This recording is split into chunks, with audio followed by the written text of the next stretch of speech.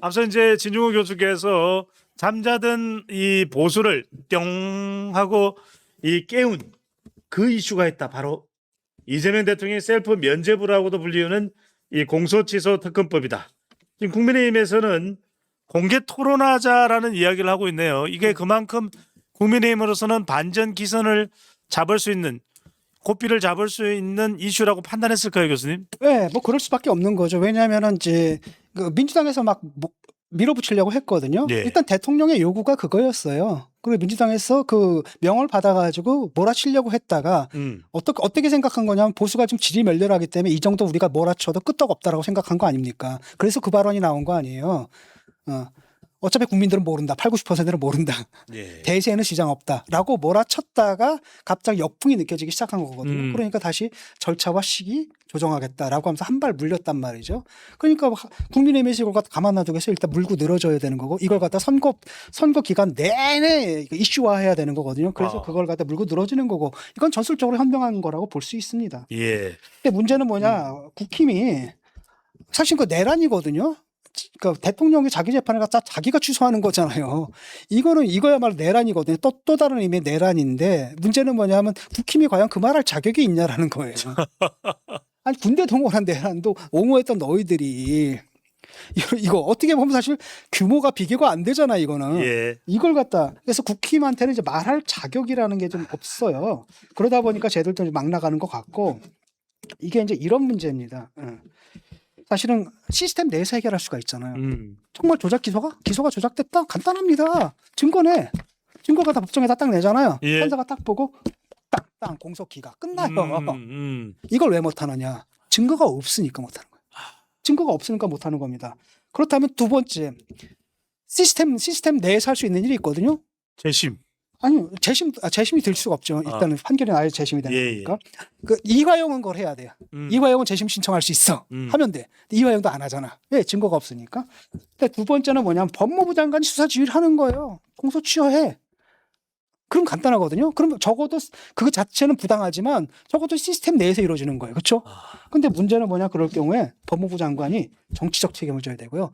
더 나아가서 사법적 책임도 져야 돼요. 언젠가 잘못하면 이거 간판 갑니다. 이걸 안 지어야 되는 겁니다. 예. 이 책임은 지기 싫어. 그러니까 꼼수를 내세운 게 바로 뭐예요? 특검이에요. 특검을 만들어가지고 거기서 공소 취하할 수 있는 권한을 준 겁니다. 그렇죠? 근데 문제는 뭐냐면 특검이라고 그걸 갖다가 하고 싶겠어요?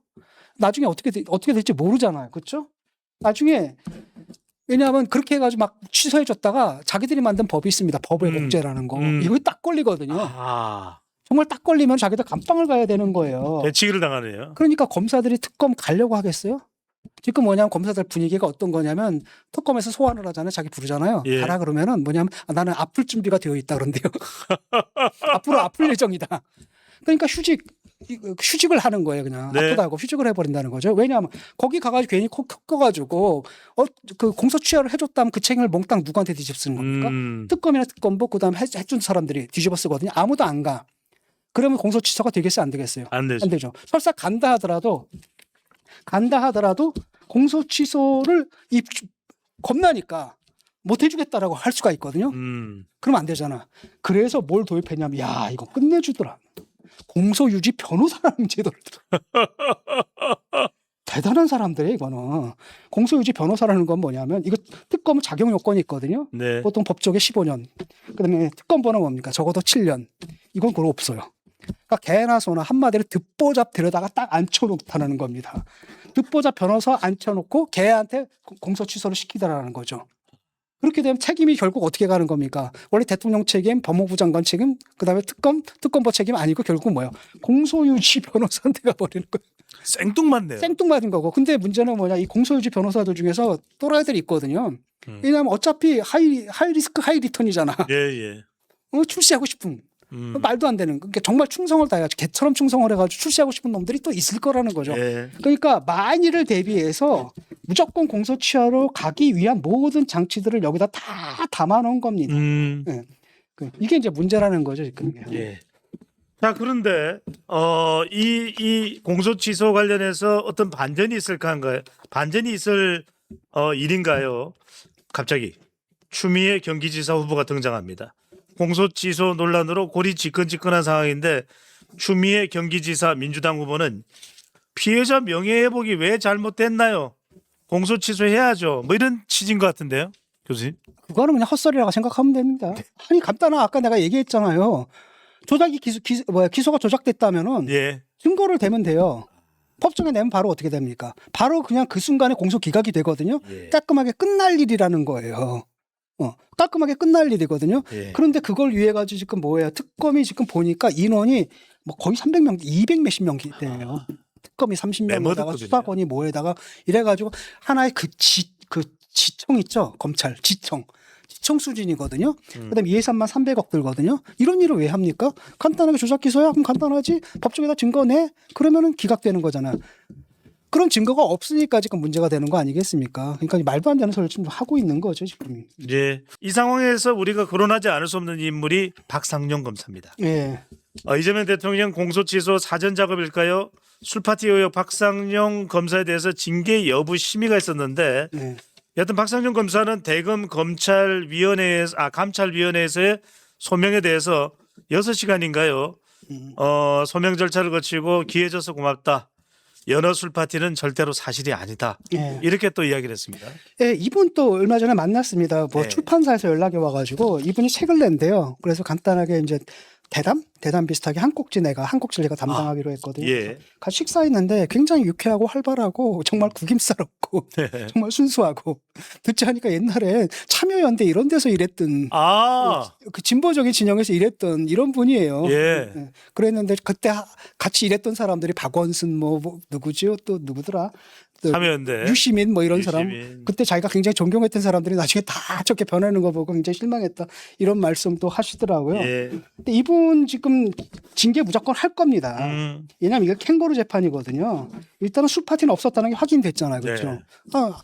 그러니까 뭐야 김성태가 뭐라 합니까? 아직은 나이가 60인데 뭔 얘기하는 거냐? 먹는 거 그만 먹는 이야기해라. 거 그만 얘기 좀 하라고 그러고 그 다음에 소주 샀던 사람은 그거 원래 내가 먹으려고 산 거다라고 얘기를 했고 네. 근데 모든 사람들 중에서 술 파티가 일어날 수 없었고 그 다음에 또 이화영 거짓말했잖아요. 자기가 뭐 그 늦게까지 있었다 혼자 있었다라고 하는데 아니잖아요. 그때 그 변호사가 들어갔었잖아요 그때. 설주한 설주한 변호사가 들어가가지고 그 또 들어가는 날에 녹음 기록까지 다 나왔거든요. 너무나 이제 뻔한 건데 그럼에도 불구하고 지금 재판을 할 겁니다. 뭐랄까 징계를 좀 하려고 하는데 이게 이제 결국은 근거가 될 만한 게 그 녹취록에 예. 약간 뭐랄까 좀 부적절하게 느껴지는 그런 발언들이 있었지 않습니까? 그거 그 이름이 뭐였더라 무슨 변호사였지? 서 변호사입니다. 서 변호사 그 사람이 공개한 거 짜깁기로 공개한 거 아마 그게 근거가 될 거거든요. 근데 그걸로 징계해서는 안 되거든요. 왜냐하면 전체 징계가 가능하려면 뭘 해야 돼요? 전체 맥락을 봐야 되는 겁니다. 예. 그러니까 전체 녹취록을 제시 받은 다음에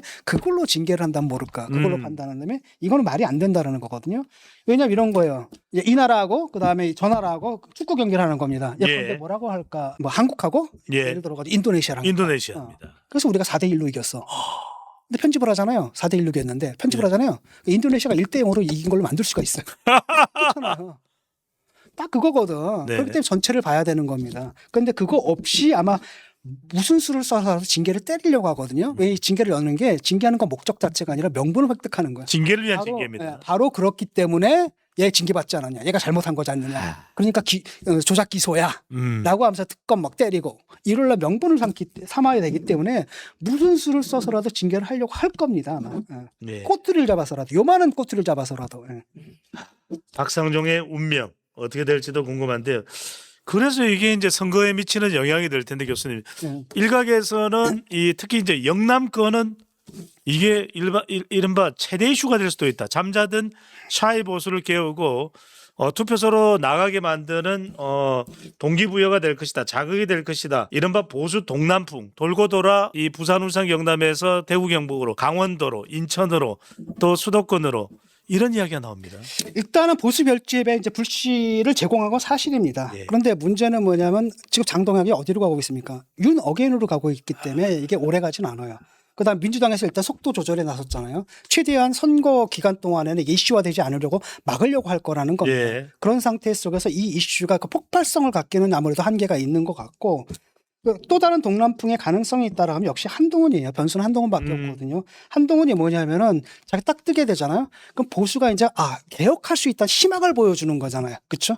보수가 개혁할 수 있다라는 이런 희망을 보여주게 되면 그게 희망이 생겼기 때문에 투표장 갈 수 있는 마음들을 결집을 시켜주겠죠. 예. 그래서 현재로는 제한적이나마 일단은 제한적으로나마 공소취소 특검법이 하나의 불씨를 제공해 주는 거고 그 다음에 또 하나의 바람 동남풍이다라는 것은 한동훈이 약진을 함으로써 이제 보수의 헤게모니가 바뀔 수 있다. 보수의 패권이 이제 딴 쪽으로 넘어갈 수 있다라는. 예. 그러면 이제 희망이 보이는 거잖아요. 그럼 그걸 가지고 막 수많은 사람들이 투표장에 나올 동기, 마음을 가질 수 있게 되겠죠. 그게 지금 남은 유일한 변수라고 볼 수가 있습니다. 예.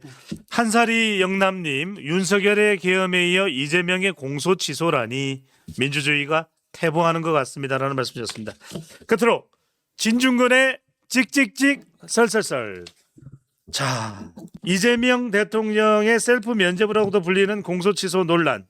이른바 흐르는 내란의 강이다. 한동훈 후보는 만약에 이걸 감행한다면 이것이야말로 탄핵감이다라는 이야기도 하고 있는데 지방선거 공소취소 이슈로 보수의 반전.